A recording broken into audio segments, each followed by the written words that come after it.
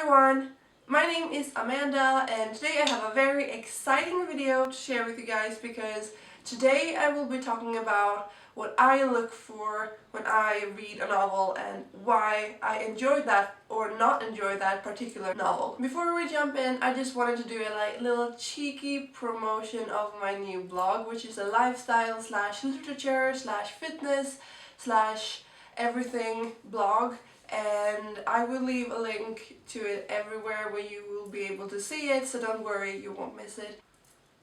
So what actually got me thinking about what I look for in a novel is both my education that has come to an end right now, and also a book that I read quite recently, which was No Country for Old Men, and I really didn't enjoy that book, and it got me thinking, why don't I like this book? Because it's a famous novel, so many people like it, and I just couldn't really wrap my head around why people thought it was so fantastic. So I started thinking about why don't I enjoy this novel? And while I was thinking about that, I also realized that it wasn't for me because the book didn't contain what I look for in a novel. It would be so interesting if all of you shared what you're looking for in a novel in the comment section below. I would love to hear that. So what I meant when I said that my education has come to an end, that has got me thinking about what I enjoy with a novel, that is because I've realized that I really enjoy analyzing literature, and that's what I want to continue on doing with my education. Basically, I realized that the writing and how the words create meaning, that's what I'm drawn to. Like, that's my number one turn on when it comes to books, because I've just quite recently realized what you can really do with language when you use it in the correct way. And therefore I can see that the books that I've really come to like over the last year has been those that have these really intricate and unique writing styles, because that's what I'm really drawn to. I mean, The Book Thief is one of my favorite novels of all time, and Markus Zusak just uses so incredibly much imagery and he plays with words so much. He uses the English language in such a way that when you're reading you're amazed at how he creates those worlds with all these images, and it's so interesting. I've even come to realize that I can even not enjoy a book and really appreciate the writing, because that's the case with The Tin Drum by Günter Grass, because that book, I just couldn't really stand it, but the writing is so incredible that although it's translated from German, I read the translator's notes, and just seeing how he is aware of the languages and how it changes in translation, and how he then thought to use the English language in the same way that the German language is used.